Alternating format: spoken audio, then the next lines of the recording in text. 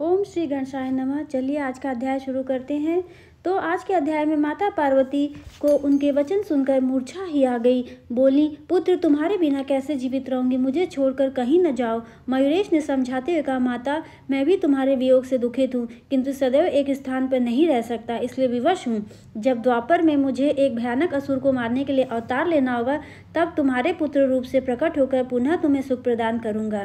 तभी षडानन ने रोते हुए बोला, मुझे भी साथ ले चलो। इस पर उन्होंने अपने मयूर षडानन को प्रदान करते हुए कहा, मयूर ध्वज, मैं सभी के अंतर में निवास करने वाला होने के कारण हृदय में भी सदैव विद्यमान रहता हूँ, इसलिए मुझे निरंतर अपने साथ समझो। ऐसा कह के गणेश्वर वही अंतर ध्यान हो गए। आज हम सप्तम खंड शुरू करते हैं। सप्तम खंड का प्रथम अध्याय शुरू करते हैं सिंदूरासुर की उत्पत्ति से। द्वापर युग चल रहा था। ब्रह्मा जी निद्राग्रस्त थे। उस समय शूलपाणी उमानाथ ब्रह्मलोक में पधारे। चतुरानन की नींद खुली और उन्होंने एक जमाई ली। तभी उनके मुख से एक अत्यंत भयंकर पुरुष प्रकट हो गया। उसकी घोर गर्जना से समस्त दिशाएं कांप उठी। दिक्पाल आश्चर्य में भर गए और शेषनाग क्षुब्ध होकर विष बमन करने लगे। समस्त प्राणी भय और आशंका से अत्यंत व्याकुल हो गए थे। उस भयंकर पुरुष का वर्ण अत्यंत लाल था। उसके सुंदर एवं अनुपम शरीर से सुगंधी निकलकर वातावरण को सुरभित बना रही थी। वह तुरंत ही ब्रह्मा जी के समक्ष विनीत भाव से आ खड़ा हुआ।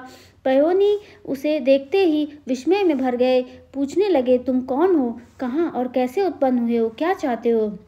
वह पुरुष विनय पूर्वक बोला, प्रभु आप सर्वज्ञ एवं समस्त ब्रह्मांड के उत्पन्न करने वाले हैं, फिर भी आप अनजान के समान मुझसे ये प्रश्न क्यों कर रहे हैं? आपने जमाई ली, तभी आपके मुख से उत्पन्न हुआ ये मैं आपका पुत्र हूँ, इसलिए आप मुझे पुत्र रूप में स्वीकार करके मेरा नामकरण कीजिए, फिर मुझे रहने का स्थान और आहार दीजिए। मेरा क्या कर्तव्य है ये भी बताइए। ब्रह्मा जी उसके सौंदर्य और विनीत भाव का देखकर मुग्ध और प्रसन्न हो गए। वे बोले, पुत्र तो अत्यंत अरुण अंग कांति वाला होने के कारण सिंदूर नाम से कहा जाएगा।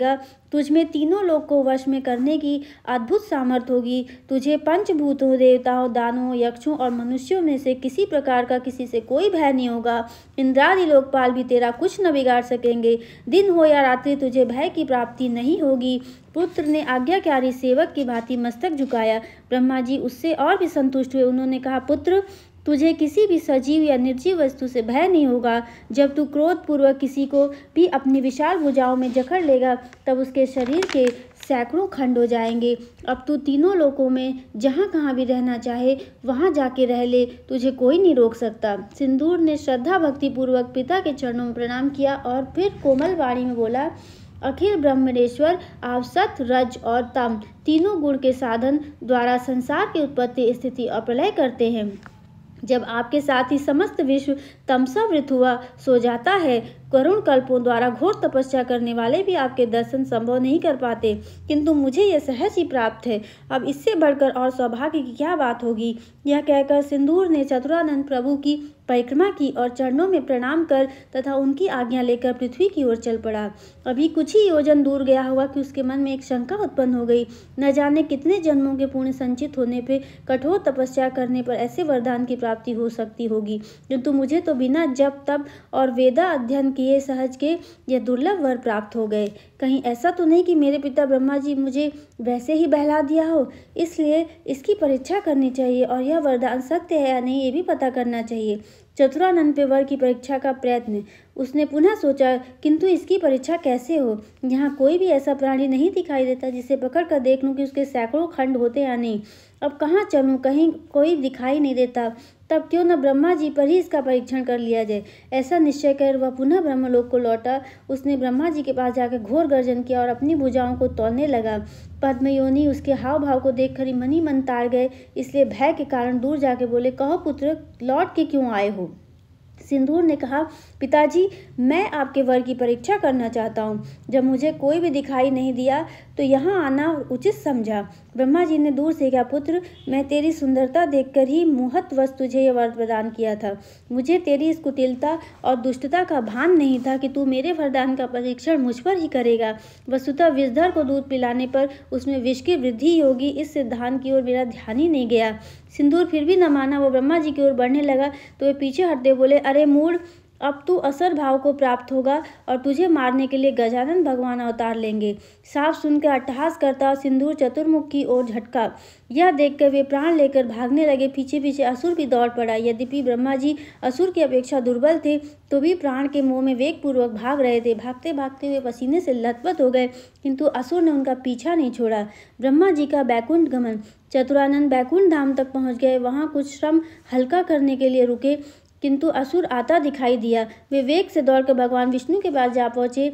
रमानाथ ने उनके उद्वेग देखकर तुरंत अपने पास बैठाया। पूछने लगे, विधाता आप इतने डरे हुए क्यों हैं? आपका देह भी स्वेद से भीग रहा है, लगता है वेग से भाग कर आ रहे हैं।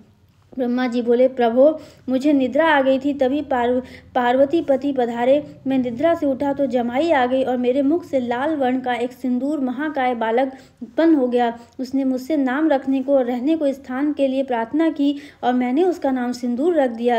रहने के लिए तीनों लोक में इच्छित स्थान रहने को दे दिया, किंतु उसके सौंदर्य एवं पुत्र स्नेह से भ्रमित होकर मैंने उसे यह वर दे दिया कि तू त्रैलोक्य विजयी होगा और तुझे जिसे भी तू पकड़ लेगा जकड़ लेगा वो चूर चूर हो जाएगा। अब वह दुरात्मा उस वरदान का परीक्षण मुझ पे ही करने के लिए उतारू हो गया है।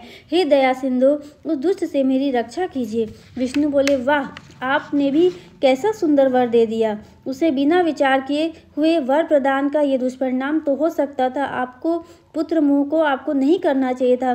तीनों लोगों को वो यातना देगा, ग्रस्त करेगा। दोनों में इस प्रकार वार्तालाप चल ही रहा था कि दौड़ता हुआ सिंदूर भी वहां आ पहुंचा और ब्रह्मा जी पे झपटता बोला, क्यों यहाँ आकर छिप रहे हो? परंतु मैं तुम्हें कभी भी छोड़ने वाला नहीं हूँ। आओ चुपचाप मेरी पकड़ में आना स्वीकार कर लो। बचाओ प्रभु बचाओ, कहते ब्रह्मा जी भगवान विष्णु के पीछे की ओर जाने लगे। तभी भगवान ने उसे समझाया, पुत्र तू अत्यंत बलवान और चतुरानन अल्प बल है, इसलिए इनसे युद्ध करने से तुम्हें सुयश नहीं मिलेगा, वरन इनका अनिष्ट होने पर तुम्हें अपकीर्ति ही प्राप्त होगी। इसलिए इन्हें छोड़कर किसी अन्य से युद्ध करो। सिंदूर बोला, मुझे तो अपने वरदान का परीक्षण करना है, यहाँ तो कोई वीर दिखाई नहीं देता। यदि यह नहीं लड़ते तो तुम ही आकर युद्ध करो। यह कहकर वो विष्णु भगवान की ओर बढ़ा, किंतु वे तो परम नीति निपुण थे। उसे भ्रमित करते हुए, पुत्र मैं तो केवल सत्वगुण संपन्न हूँ, इसलिए लोक पालन में ही लगा रहता हूँ। विष्णु का दैत्य को कैलाश भेजना। विष्णु जी ने मुस्कुराते हुए कहा, कैलाश पर्वत पर शिवजी निवास करते हैं। उन्होंने अपने दृष्टिपात मात्र से कामदेव को भस्म कर दिया था। बहुत से असुर उनके हाथ से मारे गए हैं। वे उमानाथ, सुदृढ़ काय और सदैव युद्ध के लिए उत्सुक रहने वाले भी हैं। उनसे युद्ध करो तो तुम्हें संतोष भी होगा और सुयश की प्राप्ति भी होगी। रमानाथ के नीतिपूर्वक मधुर वचन सुनकर असुर भी बड़ा प्रसन्न हुआ। उसने सोचा, ऐसे युद्ध प्रिय वीर से युद्ध करने का आनंद ही आ सकता है, अतः वही चलना चाहिए। और वह वेग पूर्वक चलता हुआ कैलाश शिखर पर जा पहुंचा। उस समय भगवान शंकर समाधि में लीन थे। पार्वती जी उनकी सेवा में रत थी तथा नंदी और भृंगी आदि भी उनके निकट बैठे हुए थे। सिंदूर द्वारा पार्वती हरण की चेष्टा। सिंदूर ने देखा कि एक बागंबरधारी योगी तपस्या कर रहा है। उसके समस्त शरीर पे भस्म रमी हुई है, कंधे पर विशाल गच्चन और ललाट पे अर्चन सुशोभित है। तो हम यहीं पे अपनी कथा समाप्त करते हैं। मैं आशा करती हूँ आपको आज की कथा अच्छी लगी होगी। अगर आपको आज की कथा अच्छी लगी तो हमारे चैनल को लाइक करें, शेयर करें, सब्सक्राइब करें और कमेंट बॉक्स में जरूर बताएं कि आगे आप और कौन सी कथा सुनना चाहते हैं। तब तक के लिए आप सभी का दिल से बहुत बहुत धन्यवाद।